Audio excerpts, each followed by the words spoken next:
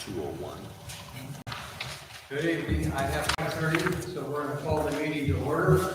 I remind you to turn your phone to the silent vibrate and then let's stand and do the pledge of allegiance. I pledge allegiance To the flag of the United States of America and to the republic for which it stands, one nation, under God, indivisible, with liberty and justice for all. So Clark said that to me. Thank you. Can you take the roll, Chris? Councilmember Berg, Except Councilmember Dalby, Here. Councilmember Rowe, Here. Councilmember Stevens, Councilmember Myers, Here. Mayor Lazio. Items on the consent agenda. Minutes from special meeting number 20 on June 29th, 2021, and regular meeting number 21 on July 6th, 2021 as presented. Recommend appointment of Robert Swanson to the Historic Preservation Commission, term to expire 1/1/2022 due to a vacancy. Approve a 3-year lease agreement and authorize the mayor to sign the lease with Universal Products LLC for the rental of building number 34 at 14521 2nd Avenue at the Ottumwa Regional Airport. Resolution number 139, 2021, setting August 3rd, 2021 as the date of a public hearing on the disposition of city-owned property located at 215 North Benton. Resolution number 151, 2021, approve the purchase of a 2022 F-350 regular cab with dump body for the sewer maintenance department from Dewey Ford of Ankeny in the amount of $56,149. Resolution number 152, 2021, approve the purchase of a 2021 O'Halloran International 2.5-ton truck for the Public Works Department and the amount of $170,457 from the Iowa State bid. Resolution number 153, 2021, approve the purchase of a 2022 F-150 extended cab truck for the Public Works Street Department from Dewey Ford of Ankeny in the amount of $30,899.84. Beer and/or liquor applications for Morgan's Corner Bar and Grill at 436 West 2nd Street. All applications pending final inspections. Is there a motion? So moved. Second. Thank you. Councilmember Dalby, Yes. Councilmember Rowe, Yes. Councilmember Myers. Yes. Item C in our agenda will need an approval for tonight's meeting. Is there such a motion? So moved. Second. Thank you. Councilmember Dalby, Yes. Councilmember Rowe, Yes. Councilmember Myers. Yes. Yes. At this time, I'd like to call on our city administrator, Phil Rath. And Phil, if you'd give us an update on some of the things you're dealing with. Okay, thank you, Honorable Mayor. First item on the agenda here is the town hall style gathering that we have scheduled for August 5th, 2021. That's at 5:30 p.m. and will be at the Bridgeview Center. So we've had some of these in the past. It is not a regular council meeting. This is an informal opportunity for myself and the mayor to listen to any concerns, comments, things going on in the community that might help formulate future policy or other things. One of the primary things we wanted to talk about was get some advice. I think most people are aware that we'll have some money coming from the America Recovery Plan. Looking at ideas, things that the community might want to see that would qualify those funds for. We have a few ideas, but want to get some input from the public as well on that. And then after that, be open to any other conversation or comments that people would want to participate in. Second thing that's not on here, I just wanted to give a quick update to the council and to the general public. A few weeks ago, we had a work session in here looking at the reestablishment of the Civil Rights or Human Rights Commission. It has been a couple weeks, and I just wanted to provide a quick update. We are working with Monica Stone and the State Human Rights Commission. She is reached out to a partner at the, I think, Civil Rights Division, and they're looking at working together on creating a guidebook for communities such as ours that are looking at pros, cons, how-tos, and getting things started. So we are working with her on that, and offered that we would definitely give a review of it and offer any comments, feedback when that is done. The other piece of that is they're gathering data and information on previous cases and previous information that came from the city to the state and back and forth. And so we're going to get some historical reference data as well. Once we have that information, we're going to continue to move forward. Okay, thank you, Phil. Item E in our agenda, we always give citizens a chance to comment on items on the agenda. Is there anybody in the audience who wants to do that tonight? Okay, we'll move on to item F. Presenting certificates of completion to Ibeth Rivera and Katie Kinsler for Refugee Rise AmeriCorps program. Recommendation, receive program update and mayor to present certificates. Move the recommendation as presented. Second. Thank you, man. Okay, I'd like to call on Zach Simonson, our Director of Community Development, to make some comments. So Zach, you have the floor. All right, thank you, Mayor. Thank you, Council. The Refugee Rise AmeriCorps program was hosted by the city over the last 10 or so months, and it comes to an end on July 23rd. The program was sponsored with funding from the Legacy Foundation and JBS, but the city did the day-to-day supervision and the hosting of the program here at City Hall. We got off to a bit of a shaky start. Our first team member, we had a set of two. One of them left to find a full-time permanent job, and another never showed up, which was tough. We were able to find two different members to replace them. And Katie Kinsler and Edith Rivera completed the program this summer, filling in and doing an excellent job working with clients. They did a variety of services, and the framework was always based on supporting self-sufficiency. And there were, it looks like 24 at last count that I had, individuals who were served by the program from our office at City Hall, and a number that we worked with also on site at JBS. JBS has expressed interest in continuing to host the program themselves going forward, and we hope that they would do that just because of the scope and the needs that we were able to identify.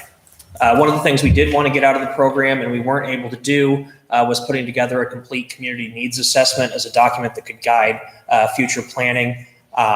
Unfortunately, just with the amount of staff time we ended up having with the turbulence we had at the beginning, made that impossible, but we did have a lot of valuable information that'll go into completing that as a project for the planning department. And then finally, one thing I included in the packet as this program comes to a close, we had last week some new research that was published by some researchers at Iowa State, and they looked at 3 Iowa communities, including Ottumwa. They looked at Marshalltown, Ottumwa, and Perry, and they looked at the health outcomes in small rural cities that are have an industrial base around agriculture, as is the case here. And they found that there's a tendency in those cities for parallel communities to form between the immigrant folks who work at the packing plants and some of the other folks that have been in the community for a longer period of time. And they saw that this parallel community dynamic results in worse health outcomes. There's more exposure to health risks. There's more social isolation. And the types of programming that we were able to offer here and that we hope to see continue to offer in the community could help bridge that gap between folks. And we hope that we could see Ottumwa move in a direction that would be different than what was demonstrated in that research. So at this time, I do have the certificates of completion. I'll call up for Katie Kinsler and Edith Rivera to come up, and the mayor will present those. We'll take a quick photo, and then thank you for your time.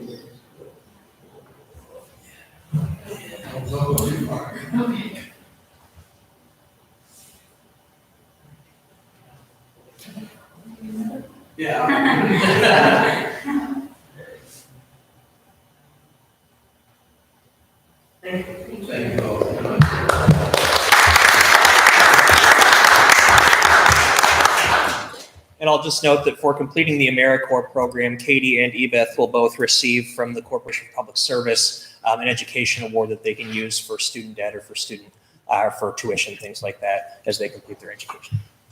Thank you, Zach, for your efforts as a staff member to make that happen here locally. And I think it's a nice thing with the diversity we're dealing with and the needs we have in our community. So appreciate your efforts.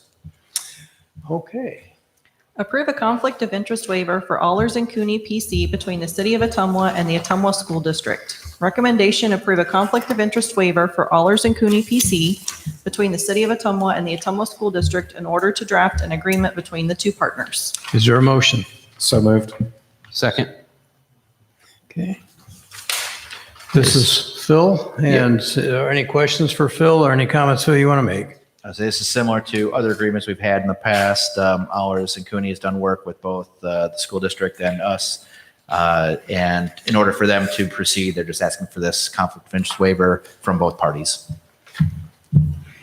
Any questions for Phil? Hearing none, take the roll. Councilmember Dalby? Yes. Councilmember Rowe? Yes. Councilmember Myers? Yes. Wapello County Foundation Grant Application. Recommendation, approve the application to the Wapello County Foundation for funding for a new shower house. Is there the recommendation as presented? Second. Thank you. Good evening, Gene. You have the floor. Thank you, Your Honor. This is a grant application to the Wapello County Foundation for $50,000 in funding for a new shower house at the Ottumwa Park Campground. This application was approved by the Ottumwa Parks Advisory Board at their meeting on July 13th, 2021. The Wapello County Foundation requires that all grant applications from the City of Ottumwa should be approved by the City Council. Any questions for Gene? Okay, hearing none, take the roll. Councilmember Dalby? Yes. Councilmember Rowe? Yes. Councilmember Myers? Yes. Consideration of resignation of Councilmember Stevens and how to proceed with filling the vacancy. Recommendation, accept the resignation and proceed with filling the vacancy by appointment. Is there a motion? Move the recommendation as presented, Your Honor. Second. Thank you. Phil, do you want to make a few comments? Yeah, just real briefly. So for anyone who doesn't know, Councilman Stevens has submitted his resignation. His term was to end the end of this year. I don't believe he was seeking reelection. However, there is a vacancy for the balance of that term, which the council needs to fill. The two options that you have before you are to either do so by appointment or to call for a special election. Based on the timing of when this next election would be, in fact, papers will be able to be out within just a few weeks here. My recommendation was to do so by appointment, and then rather than have two concurrent elections running at the same time, one of those being only for a couple of months, the person would be having to run again right away for that next November election. So to simplify things and to expedite the process, my recommendation is to have the position filled by appointment. So council, I think at this point, we've already had some interest expressed, and we'd like to let the public know that if they're interested, they could contact either Phil or myself and let us have some information, and then we can see what comes in the next couple of days and give you a list of names, and you can decide how you want to proceed with either interviewing or talking to them and make a recommendation at the meeting. It's also my understanding that we will need to publish this as the direction we're going. There is an opportunity if the public wanted to petition to still have a special election, they could do so within the time frame. I don't know if it's 20 days, 30 days. But if they were to successfully petition, then we would still have to move with an election. But we can proceed with the appointment process in the interim while that is running concurrently. Okay. Any questions or comments, council? Well, I suggest that we move on this quickly then, and Administrator Rath clarified that we could make the appointment relatively soon, even though the petition could later be filed. So I would like to see us move on it as quickly as possible. Now, I don't know what that means. Can we have names turned in within a week, or anybody have any thoughts on that? I would think that would be appropriate. I think most people are aware that this is an opening that we want to get filled right away, and hopefully they could attend the next meeting and pick up right away. So I think that's reasonable to say a week to 10 days, whatever you as a council tell us we'll do. Just for full disclosure to the general public, if the the council decided for a special election, or the folks of the city decided that they wanted to petition successfully for a special election, what would the cost to the citizens be for that special election? I don't know until we hold it. They don't give me a dollar amount until the election is held. But what have passed? Past experience would be $10,000 to $12,000. It's usually about 12,000 per person that's filling a seat. So That would be on top of the concurrent election that would be coming up. Right. correct. Right. Okay. I just wanted that laid out there Good. so everybody would be aware of it.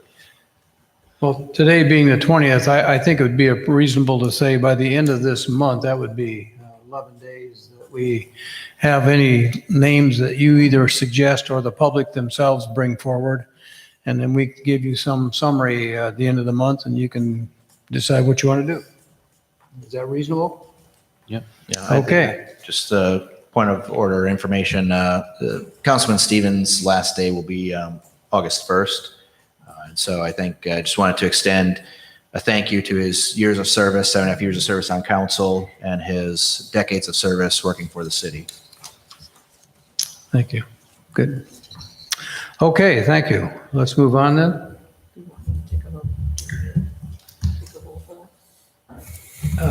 Yeah, let's do that.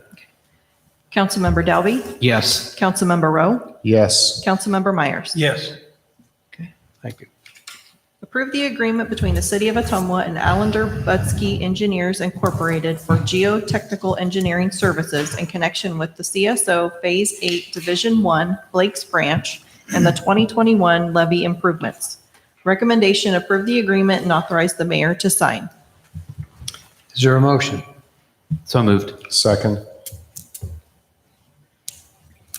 Good evening, Larry, Director of Public Works. We look forward to your comments. Thank you, Mayor, Council. This agreement will provide for geotech engineering services for the Phase 8 Division 1 sewer separation project and 2021 levee improvements. 4 locations vary in depth from 25 foot to 35 foot will be bored for the Phase 8, and 3 locations at approximately 20 foot depth will be bored for the 2021 levee improvements. The bore logs will be used to identify soil types, water table, if encountered, and rock elevations. The information will be provided to contractors and be used to inform engineering decisions on the 2 projects. This type of project is a moving operation and is anticipated that a single lane closure will be required. The city traffic department crews will provide necessary traffic control. The estimate is $6,100 for the Phase 8 Division 1, and that's the same funding source as the separation project. $4,800 for the 2021 levee improvements, and that's CIP funding. Are there any questions for Larry? Hearing none, take the roll. Councilmember Dalby, Yes. Councilmember Rowe, Yes. Councilmember Myers. Yes. Bid report and contract award for the 2021 RFP number 9, Wimco Cantilever Gate. Recommendation: accept bid and award contract for the 2021 RFP number 9, Wimco Cantilever Gate Project to Pierce Fence Company of Ottumwa, Iowa for the bid sum of $5,600 and authorize the mayor to sign the contract. Is there a motion? Move the recommendation as presented. Thank you. Second. Thank you, Matt. Okay, Larry, you have the floor again. As part of the Phase 8 sewer separation project, Wimco Drive was removed to allow a cross-country sanitary sewer to be installed. Wimco Tank gave the city sewer easements to complete the necessary sewer separation work. These easements were granted with the agreement the city would contract out and install a new 30-foot cantilever gate into the Wimco facility once completed. This project includes the removing of the existing gate, installing a new 30-foot and associated equipment. Bids were received and opened by the city of Ottumwa on July 14th, 2021 at 2 p.m. 2 sets of RFPs were sent out and 2 bids were received. The low bidder is Pierce Fence Company of Ottumwa, Iowa, in the amount of $5,600. It will be paid from the same fund that the sewer separation project is being paid from. Any questions for Larry? Hearing none, take the roll. Councilmember Dalby, Yes. Councilmember Rowe, Yes. Councilmember Myers. Yes. Approve the purchase of the updated Fuel Master system for the city of Ottumwa to manage and track the city's fuel distribution. Recommendation, approve the purchase of the updated Fuel Master system for a total amount of $15,124. Is there a motion? So moved. Second. Okay, go ahead, Larry. The Fuel Master is a fuel system used by the city of Ottumwa to manage and track the city's fuel distribution. The system includes both computer software as well as a cabinet at the fuel farm where users insert their fuel key and ID number. The system is used to track fuel usage bills, various departments for their monthly fuel usage, track vehicle fuel mileage, and track alert staff to fuel tank levels. The last available software update to our current Fuel Master system was made in 2014. The actual cabinet at the pump was installed in 2005. Through Fuel Master, we'll continue to offer what software support they can. This model of cabinet is no longer serviceable. The purchase of the updated cabinet requires the update of the software. The initial purchase price for the updated program, new fuel farm cabinet installation, data migration, annual support plan, and training is $15,124. Annual support plan moving forward would be $2,628, and it will be paid through Fund 297, which is supported by all departments using the garage services. The purchase was included and approved in 2021-2022 budget. The budget amount was $20,000. Okay, any questions for Larry? Yes, I have one. So Larry, and I saw that the budgeted amount was 20,000. So, and as you just stated then, so for 21-22 budget, that was a budgeted item that we get that improved then? It was. Okay, thank you. Any other questions? Take the roll. Councilmember Dalby? Yes. Councilmember Rowe? Yes. Councilmember Myers? Yes. Approve the purchase of the updated RTA Fleet Management System. Recommendation, approve the purchase of the updated RTA Fleet Management System software totaling $9,926. Is there a motion? Move the recommendation as presented, Your Honor. Second. Okay, Larry? The RTA Fleet Maintenance System is a software the city garage uses to maintain and track city fleet. This software has many functions, including maintenance record keeping, tracking equipment, maintenance cost, material and labor, tracking use, which is the hours and the miles, and scheduling retune maintenance. At this time, there are approximately 290 pieces of equipment managed through this software. The last available software update to the current RTA software was made in 2013, and as of July 1st, 2021, the current software package is no longer supported. To continue use of the RTA Fleet Maintenance System, a program upgrade is required. The initial purchase for the upgraded program installation, program customization, the data migration, annual support plan, and training is $9,926. The annual support plan moving forward is $3,326, and this will be paid through Fund 297, which is supported by all departments using the garage services. $10,000 for this upgrade was included and approved in the 2021-22 budget. Any questions for Larry? This has been a very useful piece of software, and I personally checked with Kelly Blankenship, and she spoke very highly of the many functions that it provides to our entire staff, mechanics and tracking and finance department. So it's a valuable piece of equipment to have on updated. Well, anytime we provide any type of report to those that ask, it comes from this program. It also tracks things like mileage that's performed. You can tell some functions from vehicles from that alone. And Mayor, I really appreciate the way these have been stated as updates and that they were budgeted. I'm not poking at Cronus as an example, just a little bit. But, that in fact, as Larry stated, Public Works Director stated, these would be outdated if we don't update them. So I appreciate this information. Well, if they no longer offer support and they actually completely shut down, then we're in a pickle at that point. Thank you. Just a quick question, comment, not necessarily geared towards Larry, maybe more Edward. It would be nice to know if we are using other programs within the city that are on the verge of being lapsed on the availability of the yearly updates, that we would need to do some sort of upgrade on the software going into the next budget cycle. Okay. Ready to vote? Take the roll. It wasn't really something just something to keep in mind. Okay. Councilmember Dalby? Yes. Councilmember Rowe? Yes. Councilmember Myers? Yes. This is the time, place, and date set for a public hearing on the disposal of city-owned property described as the southeast 50 feet of the northwest 150 feet of Lot 34 in Summers Addition to the city of Ottumwa, Wapello County, Iowa, commonly known as 922 Russell. Zach, you have the floor. It's a public hearing. Thank you, Mayor. Thank you, Council. This is a property that the city acquired by Iowa Code Section 657A. It was a derelict abandoned property. The city accepted bids on the property until 2 p.m. on July 13th, 2021, and 2 bids were received. The Verschures submitted the best bid in the amount of $6,789, and the staff recommends accepting that bid. A copy of the bid and the bid tab was attached to the council packet. Since this is a public hearing, we do offer citizens a chance to comment. Is there anyone in the audience who wants to comment on this item? Okay, if not, I would entertain a motion to close the public hearing. So moved. Second. Thank you. Councilmember Dalby? Yes. Councilmember Rowe? Yes. Councilmember Myers? Yes.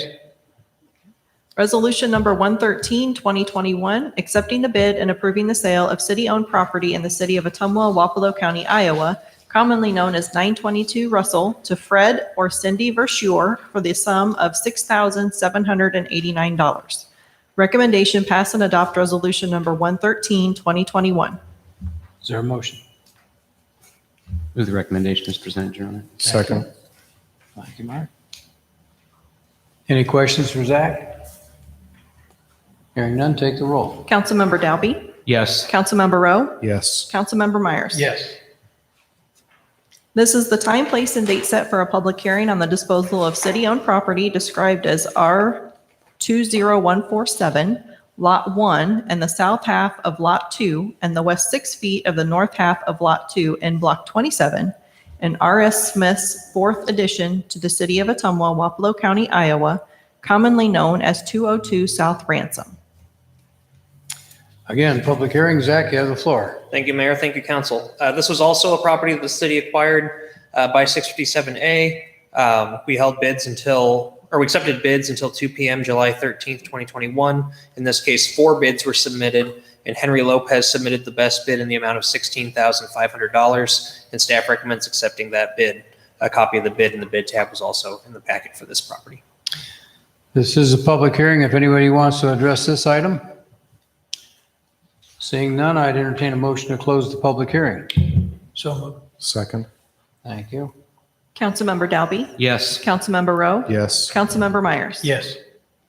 Resolution number 135, 2021, accepting the bid and approving the sale of city-owned property in the city of Ottumwa, Wapello County, Iowa, commonly known as 202 South Ransom, to Henry Lopez for the sum of $16,500.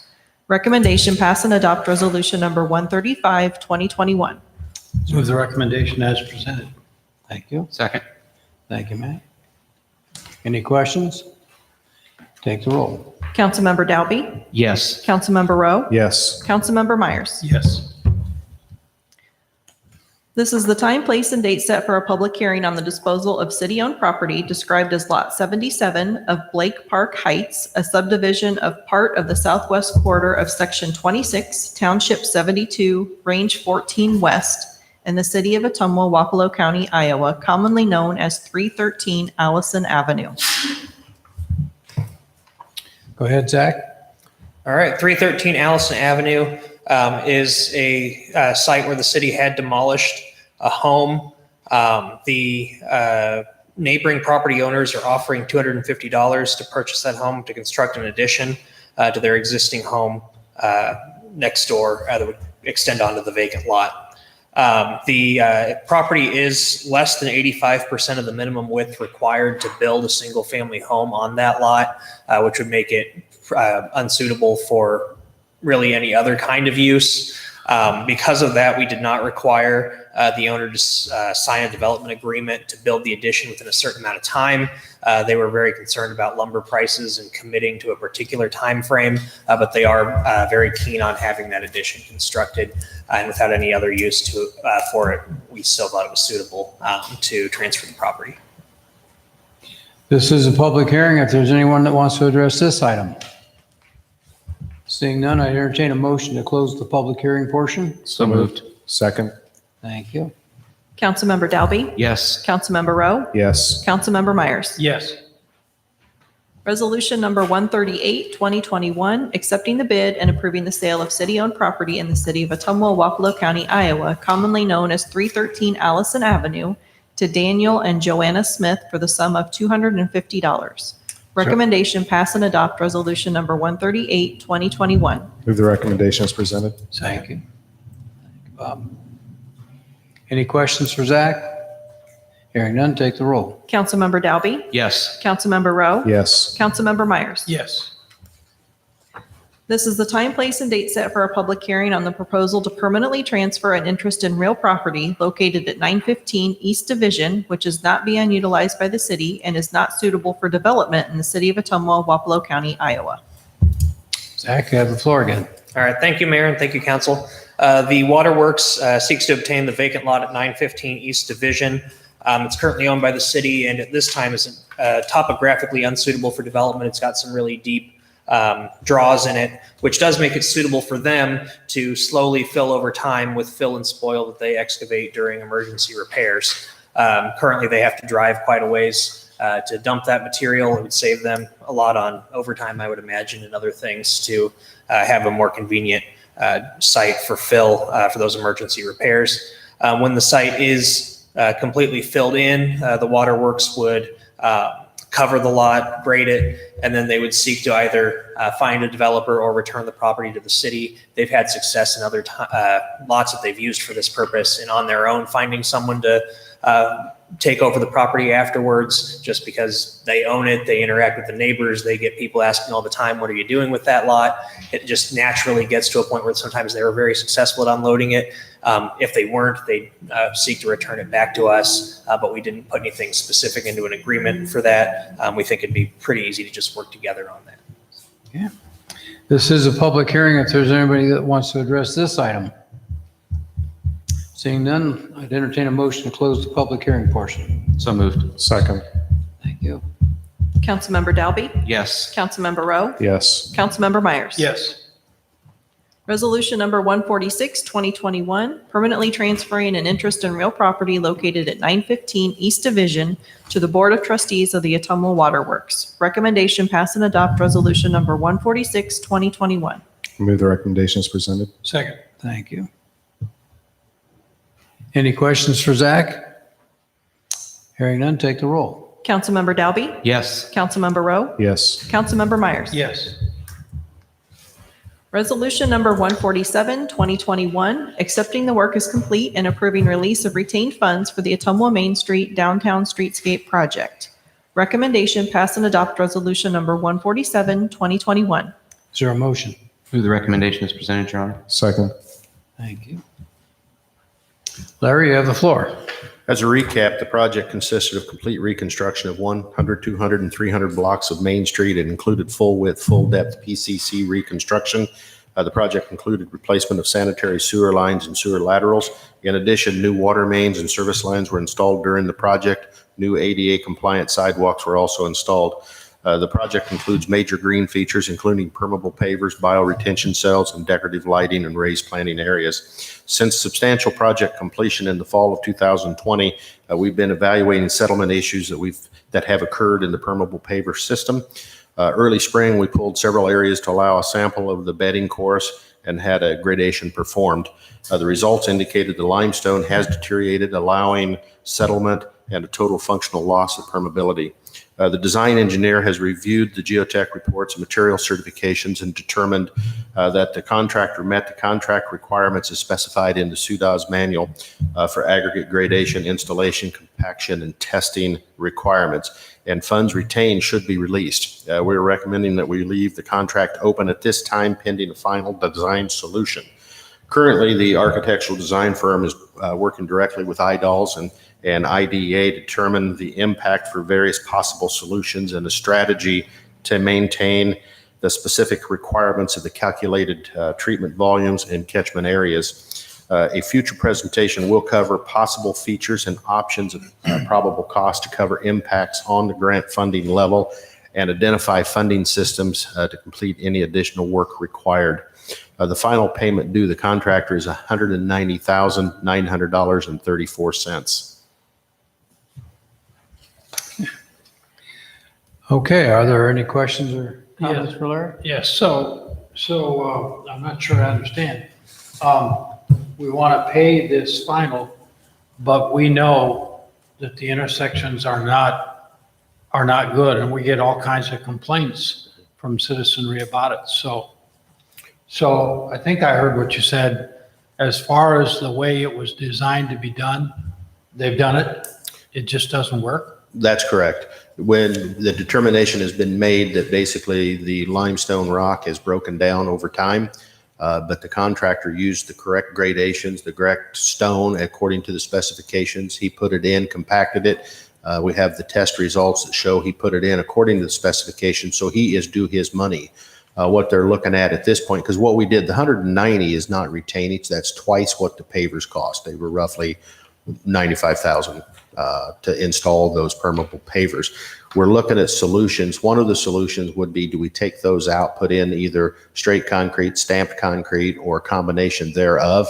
But if we do that, the two grants that we received, the $800,000 and the $55,000, they still have requirements that require the permeability or the volume of water that we calculated within that project area. Still, we have to treat that in some fashion.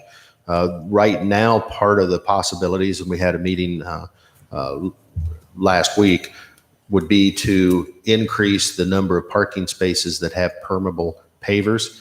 Basically, what you see is a permeable paver system that failed due to just sheer number of vehicles and truck loading, weight loading on those vehicles. Unfortunately, we're not the only city that has seen this same result from the specifications that was developed. My understanding, working with the design architect and the state folks, they're looking at how do they change those standards. So in the end, we have to pay the contractor because he followed the specs that were given to him. And Now, I understand paying the contractor, but I came through Main Market today. They're bad, the people are right. And so I don't know how many meetings we need to have, but we need to make a decision and do something. well, I think the decision is made. What we're trying to do is limit how much money of the grant do we have to pay back. If we were to go in, as relayed to me, and just put pavement in, and that's it, we're going to lose 60% of the $800,000, or roughly $480,000. What we're looking at is, can we come in and mitigate that by doing parking areas into pavers? As it was laid out, I believe there was either 9 or 11 additional parking spaces within the footprint of the original scope of the projects would have to be converted to meet the volume that was originally calculated and the grant was awarded based on. Unfortunately, when you look at some of these grants, those are the strings that need to be weighed very heavily. This project is somewhat unique because of the number of people involved with the design and the approval of the original design. Thank you. Any other questions or comments? Just a quick question. You're talking about putting in permeable pavers for parking to alleviate having to pay back portions of that grant. How much is it going to cost us to put in those permeable pavers to not have to pay back the grant? That is what the current architect, the original design engineer, is calculating. He has not finished that, so I don't have that as an answer. Okay. Just my own personal opinion. I'm a little bit distrusting of the original engineer given the scope of what's happened here. So just my own personal thoughts. I don't know if we can lay all blame at his feet. I mean, when you develop statewide standards, typically it's done over time. I don't know exactly. There's a lot of speculation. Should we have used granite for the entire rock chamber area? Well, that's 3 foot thick, and you have to haul that from northern Iowa. I don't know if that becomes cost prohibitive. I'm not sure where those state standards would go. Like I said, typically all your highway standards and stuff that we follow have developed over decades. This is something that's moved forward and through the standards probably at a quicker pace than what you would see through your normal transportation design standards. In a desire to include these features and to push them out into, the public, I don't know if they have near the history as some of the other features. That's unfortunate. It's very unfortunate. When you're early into some of these designs, sometimes you get caught with a product that doesn't work. There's a lot of speculation. We can go back into the discussions, but it doesn't really move this project forward. Right. But the end product is we want the bricks taken out so that we can level the drive surface and not have the unevenness that is causing a lot of bouncing around. And that's where we're going. If we rush out right now, we could go out and bid and put it in right now. But I think we're close. This has been going on for several months. I'm very sensitive. I too have heard a considerable amount of complaints, that I would like to pull it out, but I need to have the number to tell you. If they come back and said, if you pull it out, we're losing, the number given to me was 60%. So that's $480,000. If it's $150,000, I don't know yet because I haven't seen exactly the square foot area that he's talking about. I guess I'll know more in 2 weeks, and that'll be a second presentation that I expect that architect will be up here to help give a presentation. He has a lot more information.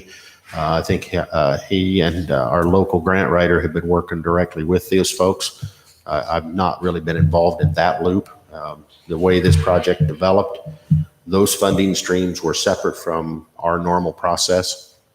I think that at some point, when we do find out those costs, we're going to have to, use this as a learning point for us and say, if we're spending $300,000 to not pay $460,000, and then the construction piece isn't fixed, and then we have to spend that money again at some point in order to fix the permeable pavers on the street. I just think that that's something that we really need to weigh, not just the cost of what we would have to pay back, but is the design feature going to be fixed in the future? That way we don't have to address this problem again with any parking pavers.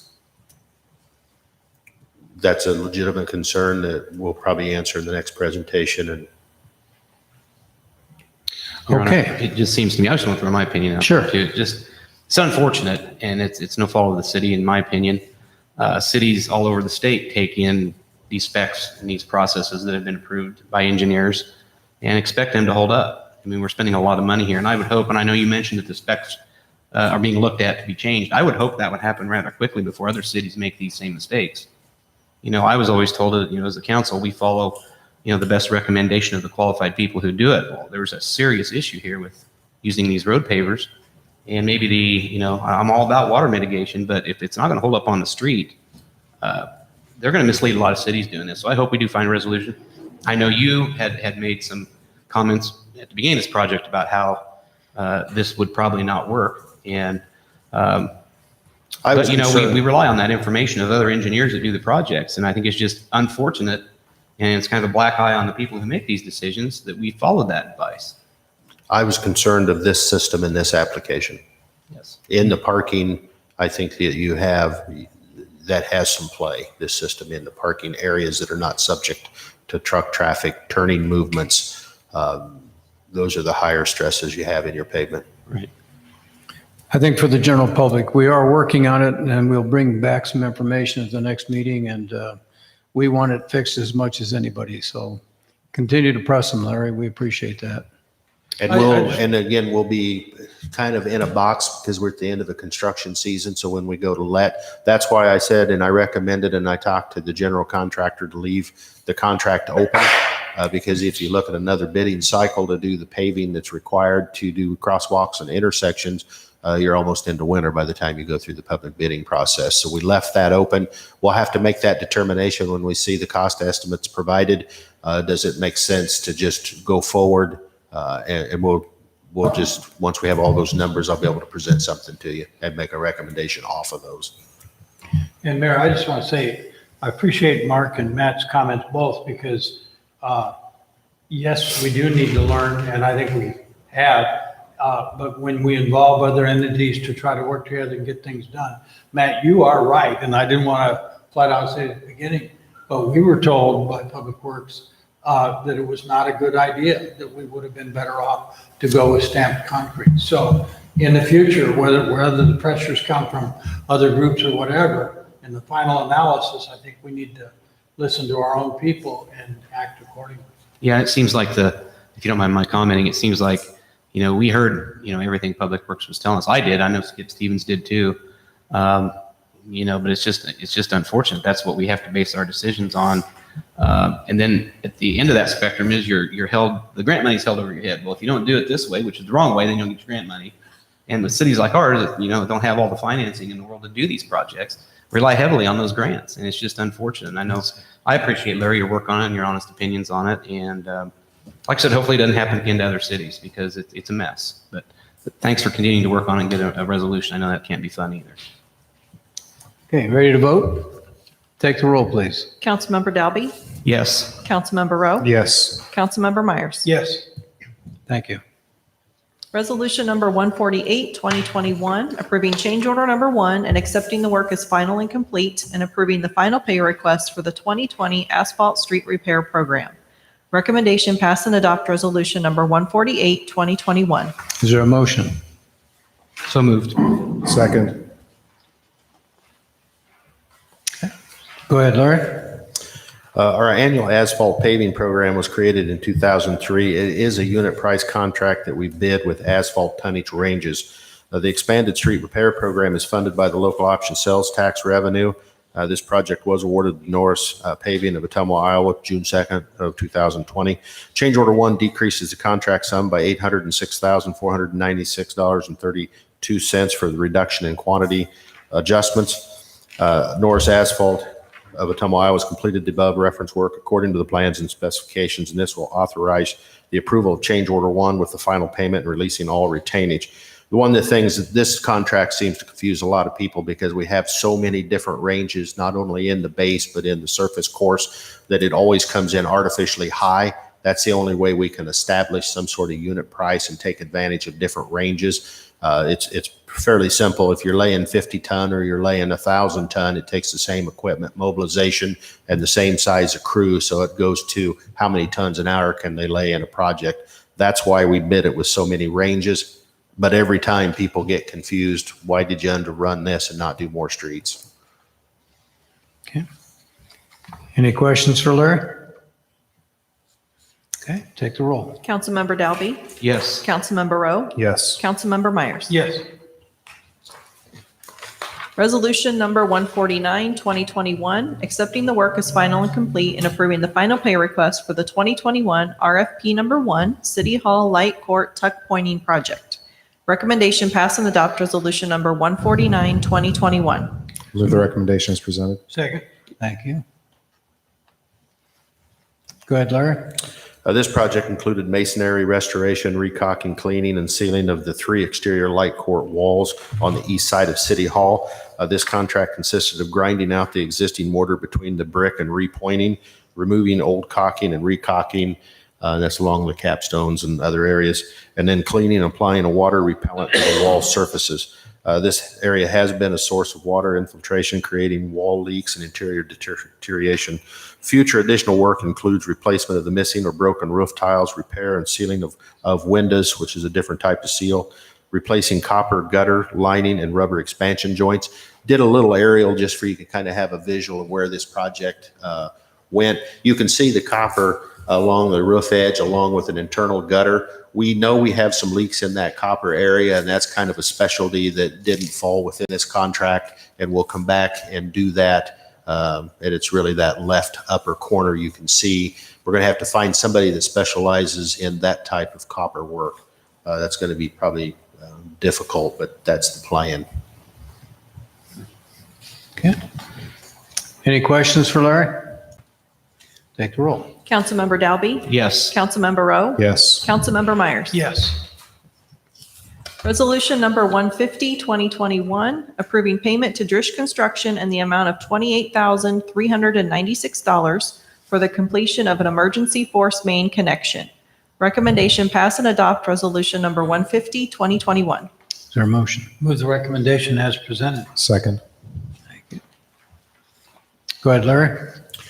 During construction of Phase 5 of the sewer separation project, a new 16-inch force main was installed between the Richmond Pump Station and a trunk sewer at the intersection of Milner Street and Finley Ave. At that time, they were stopped short. We didn't want to remove the intersection and a few other issues. Neither end was connected at that time because the existing 12-inch force main was evaluated and deemed to be in satisfactory condition. It was anticipated the 16-inch main would be connected when additional capacity was needed at the Richmond Pump Station. Additional capacity at the station is still not needed, but during reconstruction of Milner Street, 2 holes were found in the 12-inch line. Neither was apparent before the pavement was removed. After discovery of these defects, it was determined that the 16 force main should be connected to the gravity sewer under Finley before the pavement was installed. This left only a short window of time before in order to perform the work. So in order to not impact the paving schedule, Drish Construction was directed to immediately begin construction. Approximately 40 foot of 16-inch Certalock pipe and 1 12-foot deep manhole and 10 linear foot of 24-inch gravity line was installed. So we're in the process of requesting proposals for the design of the pressure line connection at the Richmond Ave pump station. The final cost of this work was $28,396. When we pulled that section out at Finley, we actually found an additional 4 holes in the bottom of the cast pipe in the sand seam. So we're going to assume that the rest of the pipe is in similar condition. So we want to move forward quickly to avoid any type of additional breaks. Okay. Any questions for Larry? Hearing none, take the roll. Councilmember Dalby? Yes. Councilmember Rowe? Yes. Councilmember Myers? Yes. Resolution number 154, 2021, accepting partial funding for the Historic Resource Development Program grant to develop a historic structure report for 131 East Main Street and authorizing the Community Development Director to complete the project. Recommendation pass and adopt resolution number 154, 2021. Is there a motion? So moved. Thank you. Second? Second. Thank you, Mark. Okay, Zach, you have the floor. Thank you, Mayor. Thank you, Council. A couple months ago, I was here to get approval for the application for this grant. The State Historical Society of Iowa did approve partial funding of our $12,500 request. They authorized $7,350. This would be to prepare a historic structure report for 131 East Main, the First National Bank building. That report would guide the city as we develop a development agreement with a future developer. I would identify priorities for the restoration, opportunities, possible grant funding, those sorts of things that a future developer would use to make a suitable rehabilitation of the property when they took possession of it. The total cost for the project would be $18,400. We did a RFQ process to select RDG Planning and Design to complete the historic structure report, and they're ready to get started. And then the balance of funds, which would be $11,050, would come from CIP funding that was marked for planning department grant matches. Okay, any questions for Zach? Yes. So Zach, not sure that I understand, but the city owns the building. We do. We want to do everything we can to develop the historic aspects of what it is so that the persons or group we try to sell it to have a better chance of getting grants to pay for it? That's part of it. So we want to make sure that when we get rid of the property, that we know it's going to somebody who's going to do a historic rehabilitation as part of their using the building. And to make sure that we write a development agreement that has everything that we want in it, this historic structure report will give us that list of things we want to have, that we say we expect the developer to do this, we expect the developer to do that, we want to have it specific. It'll also be something that has value for the developer because this historic structure report is going to include cost estimates, it's going to include priorities, which things they should do first, which things are most important to the State Historic Preservation Office for historic tax credits, those sorts of things. So it would be a document that we would use to develop the development agreement. It would also be value added to the developer because it's something that they would have to complete anyway if they were going to pursue the tax credit structure that would fund the rehabilitation. Does that make more sense? Well, kind of, maybe added to my confusion, maybe. Oh, Well, because here's the thing, and I think Legacy did most of the funding for the theaters, and that's great, and yet we're having trouble finding anyone to go ahead and develop those. So while I appreciate that the city wants to preserve that historic preservation of that building, the more requirements we put into it as to what those need to be historically, is that going to lessen the number of people who might in fact bid on it? The short answer is yes, and I think so in a good way. We don't want that property to go to somebody who's going to, throw sheet metal over the facade and run a pawn shop. We want somebody to get that property who's interested in the historic renovation of the property. We did make sure that when we were meeting with the folks, when we met with RDG, when we had folks come down and look at it as part of that RFQ, we wanted to make sure that they said, yes, it's worth it to do something like this. And we got guidance from the State Historic Preservation Office that it's worth it to do something like this. And so we do probably think that it would limit to an extent who might be interested, but it would limit that pool to the people that we think would produce the highest value for that property and would also see that property be the most beneficial to downtown. We're already looking at the possibility of some more facade improvements in that area with some buildings we've really been trying to get in that Market Street area, and seeing this added to that, I think that could be, where it is downtown, it's a really key building. It's at a very major intersection. It's very visible. It's the only building like that with that long facade on the side that's in that terracotta that looks almost like marble. We really do want to preserve that asset. And so making sure that we have this is going to be key to making sure we can preserve that and still find a developer who's capable of doing the renovation. Okay. So it's one more step in the whole 3-block Right. development Yes. area we're trying to do. Okay. Yeah, and it definitely is kind of the end of what I would want to see the city do. We tried to get grant funding to do the terracotta ourselves. We weren't approved for that. I wouldn't want to see us go any further in making, $100,000 investments in the building. But this $11,000, I think it was, $11,000, which I think could be recovered in the sale of the property, is, I think, a good use of that money. Thank you very much. Any other questions or comments? Okay, ready to vote? Take the roll. Councilmember Dalby? Yes. Councilmember Rowe? Yes. Councilmember Myers? Yes. Resolution number 155, 2021, authorizing the transfer of $25,793.59 from the Wildwood Highway 34 Urban Renewal Area Fund to General Fund for partial repayment of monies advanced. Recommendation pass and adopt resolution number 155, 2021. Is there a motion? So moved. Second. Thank you. Bill, are you going to cover this? Yep, I can cover this. So this is it's like an annual reimbursement or payment that's made. As the staff summary kind of mentions, it's transferring funds from the Wildwood Highway 34 Urban Renewal Area Fund back into the general fund. So some time ago, there was an advance payment that was made to the Wildwood Highway 34 URA fund. This is just reimbursing that with monies that were acquired through the taxation process there. Okay. Any questions for Phil?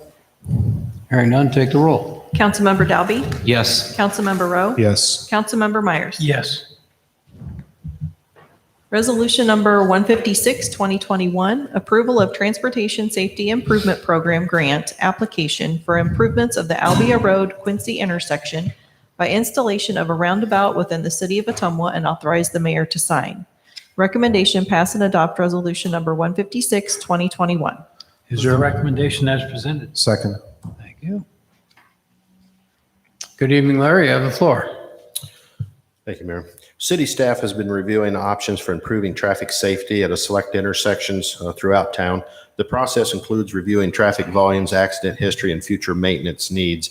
Staff identified transportation safety improvement programs as a possible funding source for these improvements. I've got Justin Campbell here with Shive Hattery. He's the original design engineer for the two roundabouts you see. He's going to give an update on the crash history and safety improvements we made at this, and also roll into what we would think would be another good intersection to apply for these funds to make improvements. I think we'll just go ahead and go with that.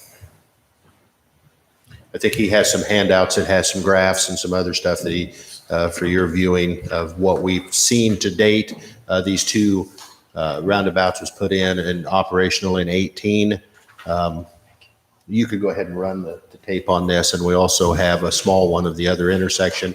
I think we've received, I know I've received personally a lot of comments, positive comments. There's always a few naysayers in the public, but overall, I've probably seen more positive comments coming into our office on this project than I have most other projects within town. And at this point, I'll just turn it over to Justin to kind of cover some of the facts that he's brought. Very good. Thank you for having me tonight. I think, again, the objective. Speak into the microphone so our Sorry, people yeah. at home can hear you too. All right, very good. Thank you. Yeah, so the objective of tonight is to, get the resolution signed so we can apply for traffic safety funds. Those are due in August, or middle of August, August 15th. So I do want to talk through a little bit about what we did at Ferry Street and Albia, where we put in the mini roundabout and the full roundabout back in 2018-19. What you'll see on the top of the screen there is the full roundabout, which is what we're proposing to install at Quincy and Albia. So it'd be a very similar configuration, similar size, really similar everything. And I know I've seen a couple iterations of this video. You'll see school buses going through. You'll see long queues coming through the roundabout because there's a signalized intersection to the north. So from what we've seen, observing the roundabouts after they've been installed, is they've been operating fantastically. And just a couple stats that we have on the right side of your sheet there. You can kind of see the different severities of crashes. Green is the property damage. You have the orangish red is serious injury, and then you also have the yellow, which is the minor injury crashes, which you'll see that after the roundabout was installed, there's been no injury crashes to this point. So there has been 11 property crashes. But again, the idea with roundabouts is to eliminate or really minimize the injury crashes, which is what these roundabouts have done here in your community. And again, one of the reasons for that is you're eliminating conflict points. And again, on the upper left-hand corner of your graphic there's a significant decrease from a standard signalized intersection or an all-way stop, signalized versus your roundabout, so 32 down to 8. So again, that's where you see your safety benefit. And then the safety is what we're after today. I mean, we're interested in applying for that traffic safety application, but also know that we're not going to install something that doesn't work from an operation standpoint. So I did include just some of the general numbers that we use for a single lane roundabout. They can handle up to 25,000 vehicles in a day. That's entering. What you have there currently, so back in 2010, you had almost 18,000 vehicles. That was entering and exiting. So well below the threshold that we need. And then Larry and his team collected counts here recently, and you're almost at 20,000. But again, you're basically at half the capacity. So really, it's going to work very well from an operational standpoint too. So you can feel confident that not only from moving vehicles, you'll also be able to make this a much safer intersection. And okay, so here's the intersection that we're looking at, and we do have the traffic, the safety crashes there, or the crashes that have happened. And the top three reasons, the top one is driving too fast through the intersection. So again, that's something that a roundabout will address. The second one is failing to yield and making a left turn, which again, one of the major things of the roundabout is eliminating that left turn lane or left turn where people can have a broadside crash. And then the other one was ran a traffic signal. So obviously with a roundabout, you won't have the signal component. So again, the top three reasons would be solved with installing a roundabout. There's a couple other ones, but those were the top three. So I guess with that, is there any questions you might have? Council, I'd give you first shot at questions. I'd have a quick question. Go ahead. Just something out of curiosity. Yeah. On the two roundabouts we put in several years ago, one obviously was a larger one, diameter, one was a smaller one. I was just curious about something. It seems like on the smaller roundabouts, and for obvious reasons, there's much less reaction time when you're trying to gauge, when the traffic's coming around and you're going to merge onto that. It seems like that small roundabout seems to be about the smallest you'd want to go, because even if you're careful and slow and you're doing everything right, it's still hard to gauge everybody else's speed coming out. Do you get in? Do you not? With this proposed roundabout here, how would it compare in size to the one we have there, the small one there at Richmond and Ferry? So it's larger. So it's going to be more similar to the one at Ferry Street with the landscaped Central Island. And I still like that you said that you do slow down, you approach, and then you navigate through. Because again, that's probably the number one reason or number one thing we're trying to accomplish is that slowing down. And when your speeds reduce, that means your injury severity should also drop too. So again, good. But yeah, you're right. The smaller ones, a little bit less reaction time, but overall, they've been a great still thing. work. Yep. Yeah, I've been real happy with how they've worked out. Sure. I didn't vote for them. I'm very happy at how they worked out. That was strictly a funding issue, but yes, I'm a big backer of roundabouts. So I'm glad to see this proposal and application. Thanks. Is there any issue with property? Do we have enough space there? That would be one component. I have talked to both of the property owners, and they are in favor of this. That would be a separate action that we'd carry forth parallel to the application. And if we're awarded, then we would go to that process. We'd have to have appraisal done on the portion that we would take. Again, I think both of them like the concept. We just have to find what is fair compensation. The one owner we've taken several times, and I have talked to the original owner has passed, and I've talked to his son that's handling the estate, and he's on board. And make sure, his comment was make sure we take enough right away that we don't come back and take more later.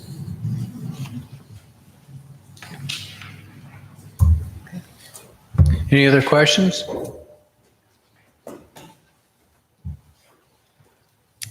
Okay, then, thank you, Justin. I appreciate it. Thank you, Larry. You're gonna. And we'll provide the full application for your signature tomorrow, Mayor, and then we'll submit it. Okay, ready to vote?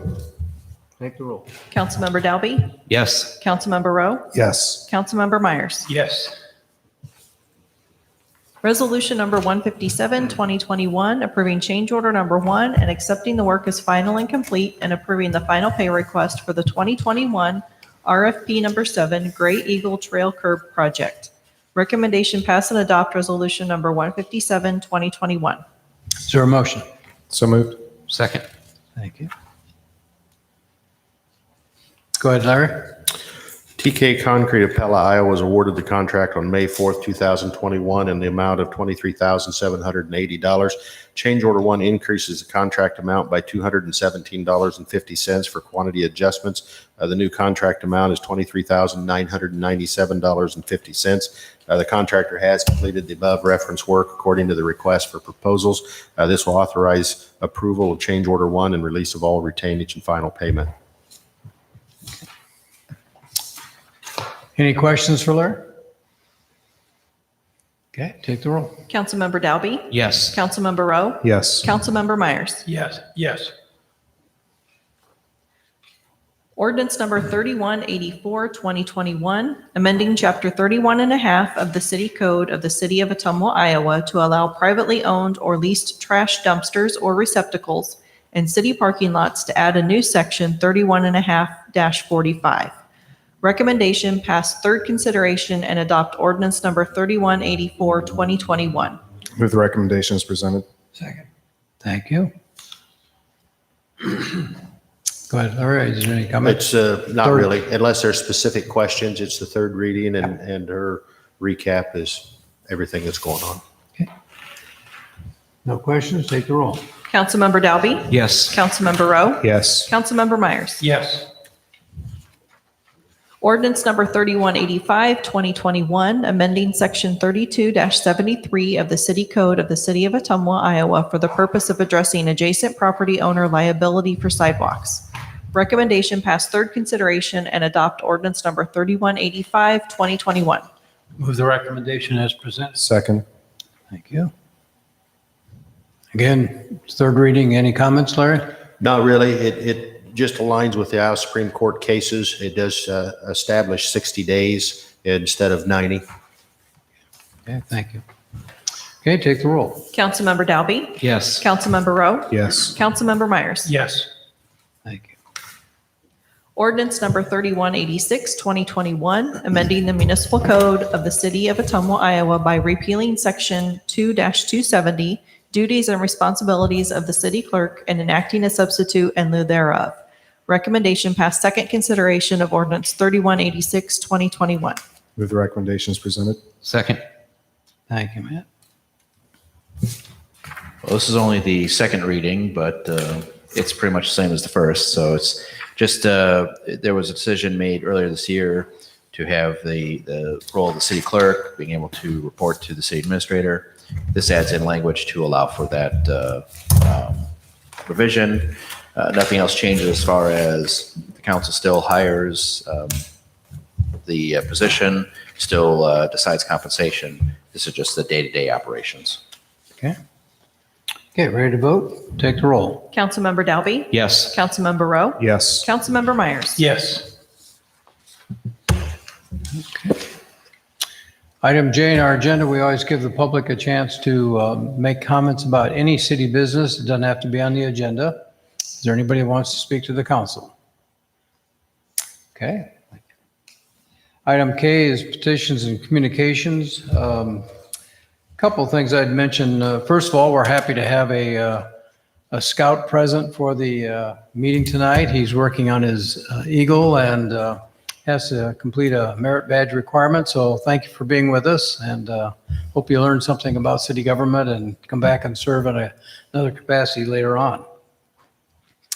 I'd like to alert the public the fact that we had a local employee, one of our policemen, his wife was involved in a severe accident recently, and we're trying to be very supportive. We want to keep the Johnson family in our thoughts and prayers. She's a current resident in a hospital in Missouri, and it's been a real strain on the family, but I think we're giving a lot of support, and our staff have been great. So just as awareness that sometimes we take a lot of things for granted, and we're happy that our staff have been able to support Chase and his family, and that things will continue to get better, and she'll recuperate very quickly. So happy about the support we're giving her. I think something that I'd like to suggest to the council think about, not that we have to have any action or even discussion tonight, but recently a number of us made a trip to Marshalltown to view the joint dispatch operation in Marshalltown. They do the city police and the sheriff department. And recently I attended the 9/11 emergency phone system meeting, and a lot of discussion about our current level of equipment and the need to coordinate that better with our police and sheriffs. And so we're going to have a work committee made up of the sheriff, the chief of police, two dispatch people and perhaps either Phil or myself, and we'll at least explore it. But we want to be bringing some ideas back because this is a major investment and it's a long-range plan that we need to develop. But I think it's something that council needs to be thinking futuristically with today's computer and technology. Let me just give you one example. If somebody gets arrested today by either department, they can't get that information from the other department with our current system, even though they share a lot of information and the personnel are in the same office, in the same room. By using a different CAD system, we would be able to do that. And we saw this demonstration in Marshalltown. Chief Mike Tupper is the chief up there, used to be here in Ottumwa, and very supportive, very proud of what they have, and I think it's something that we should strive for ourselves. So we'll bring you back more information in future meetings, but be thinking about that because it is a major investment, and we certainly want to provide our citizens with safety and coordination. I think the other thing, and maybe I'll just, we've got a solution on the permeable pavers, working on that, so we'll wait for Larry to come back with his recommendation. I think that's probably gotten more negative comments and phone calls and messages lately in the last month, and so I just want to be sure that public knows we are working on it. We're going to come up with a solution that's good for the community, and hopefully, as Mark said, not have to spend a lot of money doing it. So is there anything else? Remember our meeting on August 5th at Bridgeview. That's open to the public, and Phil and I will be there and take notes and listen to people and bring it back to the council. Anything else for the good of the cause? Again, I want to thank Councilman Skip Stevens for his service, and we'll present him with a plaque later this week. Nothing else? I'd entertain a motion for adjournment. So moved. Second. Okay. Councilmember Dalby? Yes. Councilmember Rowe? Yes. Councilmember Myers? Yes. And I have 6:46. Thank you.